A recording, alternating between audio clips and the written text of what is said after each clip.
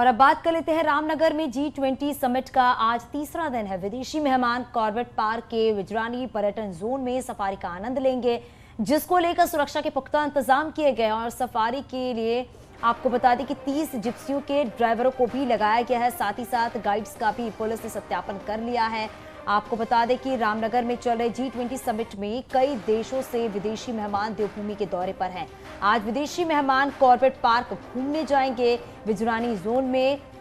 आपको बता दें कि बुधवार को chief science advisers round table हुई है। वहीं इस राउंड टेबल के बाद प्रेस कॉन्फ्रेंस के principal scientific adviser Ajay Kumar Sood ने कहा है कि वैज्ञानिकों ने हर क्षेत्र में साइंस एंड टेक्नोलॉजी के इस्तेमाल पर जोर दिया है। भारत के वन हेल्थ मिशन पर राउंड टेबल में बात की गई है। पैंडेमिक से निपटने की चुनौतियों पर भी चर्चा की गई है। इंसान, पशुओं, जंगली जानवरों की स्वास्थ्य चुनौतियों पर भी मंथन किया गया है। पर्यावरण में हो रहे बदलाव के साथ ही साथ एनवायरमेंटल रिसर्च से जंगली जानवरों की सेहत का पता लगाने पर बात पर भी मंथन किया गया है। वैज्ञानिक सलाह को G20 समूह के सामने रखे।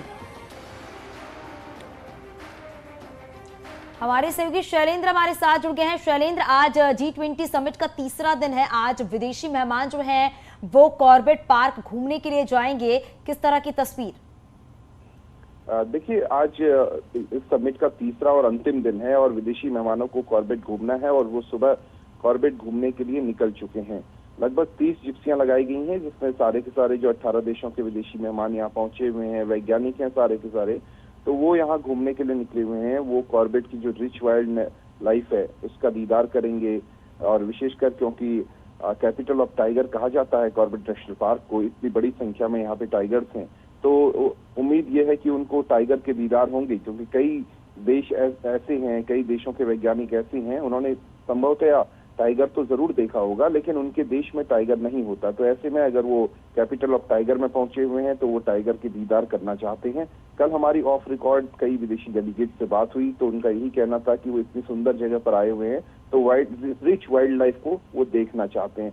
तकरीबन जो है वो 7 से 8 घंटे लगातार कॉर्बेट के भीतर ही रहेंगे और यहाँ पर जो है जो मैन एनिमल कॉन्फ्लिक्ट यानी इंसानों और जो वन्य जीव के बीच जो संघर्ष होता है उस पर बना हुआ एक प्रेजेंटेशन जो कि फॉरेस्ट के एक्सपर्ट्स हैं वो पेश करेंगे वहाँ, और उसको भी वो देखेंगे और समझेंगे कि किस तरीके से मैन एनिमल कॉन्फ्लिक्ट लगातार बढ़ रहा है और किस तरीके से कॉर्बेट नेशनल पार्क इसको मैनेज करने की कोशिश कर रहा है। तकरीबन दोपहर 1 बजे वो ये पूरी के पूरे जो वैज्ञानिक हैं ये कॉर्बेट नेशनल पार्क घूम करके वापस आएंगे और उसके बाद ये सीधे रोड के जरिए यहाँ से पंतनगर पहुंचेंगे और पंतनगर एक विशेष विमान तैयार है जो कि इनको लेकर के फिर दिल्ली के लिए रवाना हो जाएगा। तो इस तरीके से 3 दिन का जो पूरा का पूरा साइंस का राउंड टेबल कॉन्फ्रेंस है वो कंक्लूड होने जा रहा है और इसके बाद अगस्त में ऋषिकेश में ये होने जा रहा है और फिर वहां पर किस तरह की चर्चा होगी, क्योंकि ये साइंस का जो राउंड टेबल कॉन्फ्रेंस है 3 दौर में होना है और 3 दौरों में वैज्ञानिक जो है दूसरे वैज्ञानिक पहुंचेंगे, कुछ ये वैज्ञानिक होंगे जो अगस्त में पहुंचेंगे। तो इस पर सबकी निगाह है क्योंकि साइंस का जो कंक्लूजन है ये पहली बार इंक्लूड किया गया है G20 के समिट में कि वैज्ञानिक अपनी राय रख पाएं और वैज्ञानिकों का एक तरीके का समूह बना है विद इन द G20।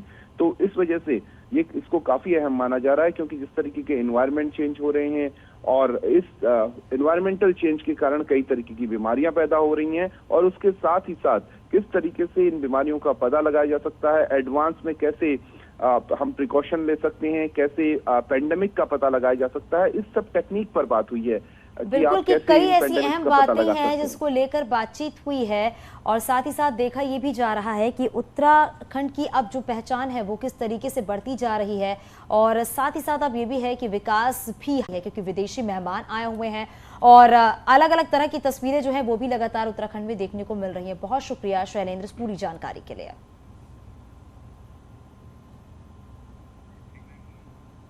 तो विजरानी जोन में विदेशी मेहमान जो हैं वो घूमने के लिए पहुंच चुके हैं। सुरक्षा के पुख्ता इंतजाम भी किए गए हैं और तस्वीरें भी लगातार हम आपको दिखा रहे हैं। रामनगर को G20 समिट के बीच करोड़ों की विकास योजनाओं का तोहफा मिला है। सीएम पुष्कर सिंह धामी ने इन विकास योजनाओं की शुरुआत की है। सीएम ने बुधवार को तकरीबन 20 योजनाओं का शिलान्यास किया जिनसे कॉर्बेट नगरी रामनगर की तस्वीर आने वाले समय में पूरी तरह से बदल जाएगी। सीएम ने रामनगर बस पोर्ट के साथ ही नई पार्किंग और बाजार के रेनोवेशन के लिए बजट भी जारी किया है। तो रामनगर में बस पोर्ट का शिलान्यास किया। दुनिया देखेगी रामनगर की चमक, ये मुख्यमंत्री ने कहा।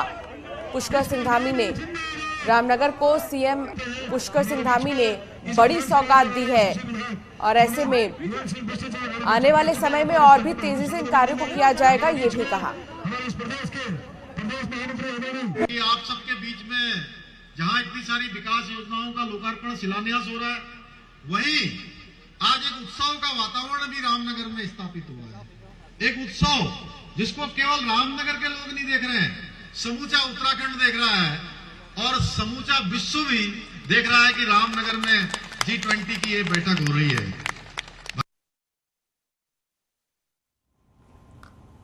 तो उत्तराखंड में अगर बात करें तो उत्तराखंड में एक बार फिर से कोविड की दस्तक हुई है। राज्य भर में कोविड के 8 नए मामले सामने आ चुके हैं। वहीं 22 कोरोना के मरीज जो हैं वो ठीक हुए हैं और अभी राज्य में 22 कोरोना के एक्टिव केस हैं। मंगलवार को कोविड के 9 नए मामले सामने आए हैं। तो यानी कि सतर्कता अब भी बरतनी है क्योंकि कोविड के मामले सामने आए हैं। हालांकि 22 कोरोना के मरीज जो हैं वो ठीक हुए हैं और 8 नए मामले सामने आए हैं। 18 एक्टिव केस हैं कोरोना के। तो एहतियात बरतना बहुत ज़रूरी है। कोविड का हेल्थ बुलेटिन जो जारी हुआ है उसके बाद ये आपको हम बता रहे हैं कि कितने नए मामले आए हैं और कितने एक्टिव केस और कितने रिकवर हो चुके हैं। तो यानी प्रिकॉशंस पहले जैसे ही लेना है आपको, लापरवाही बिल्कुल भी नहीं करनी है क्योंकि जो मामले सामने आए हैं उससे अलर्ट रहना बहुत ज़रूरी है। और देहरादून से हमारी सहयोगी भारती हमारे साथ जुड़ गई हैं। भारती, क्योंकि जिस तरीके से कोविड के मामले सामने आ रहे हैं, हालांकि अभी संख्या कम है लेकिन एहतियात और सतर्कता पहले जैसे ही बरतने हैं।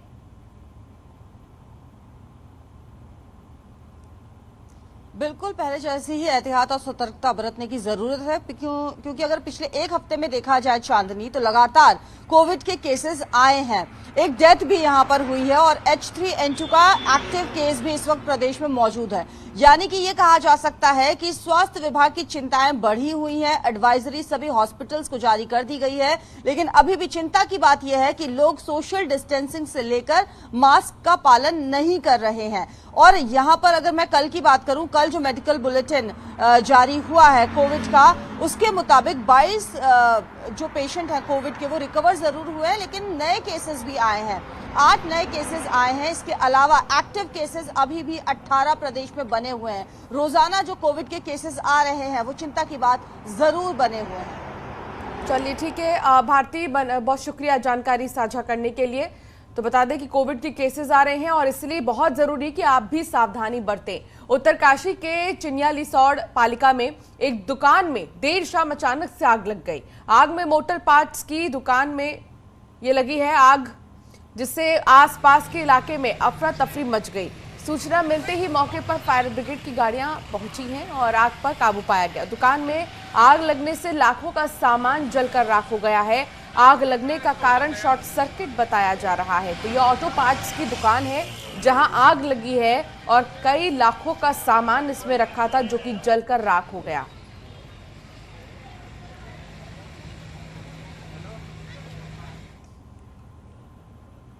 नैनीताल हाईकोर्ट ने उत्तराखंड में नए साल के लिए शराब की दुकानों के आवंटन पर रोक लगा दिया। हाईकोर्ट ने सरकार को नोटिस जारी करके 2 हफ्तों में जवाब दाखिल करने का आदेश दिया है। कोर्ट ने पूछा है कि सिर्फ एक दिन में लॉटरी कैसे हो सकती है और बिना MGT यानी कि मिनिमम गारंटी ड्यूटी नोटिफाई किए कैसे टेंडर किया जा सकता है, जिसके बाद हाईकोर्ट ने 13 अप्रैल तक नई दुकानों के आवंटन पर रोक लगा दी है। आबकारी विभाग के सचिव हरिचंद्र सोमवाल का कहना है कि हाईकोर्ट के सामने फैक्ट्स रखे जाएंगे और विभाग की कमाई को नुकसान नहीं होने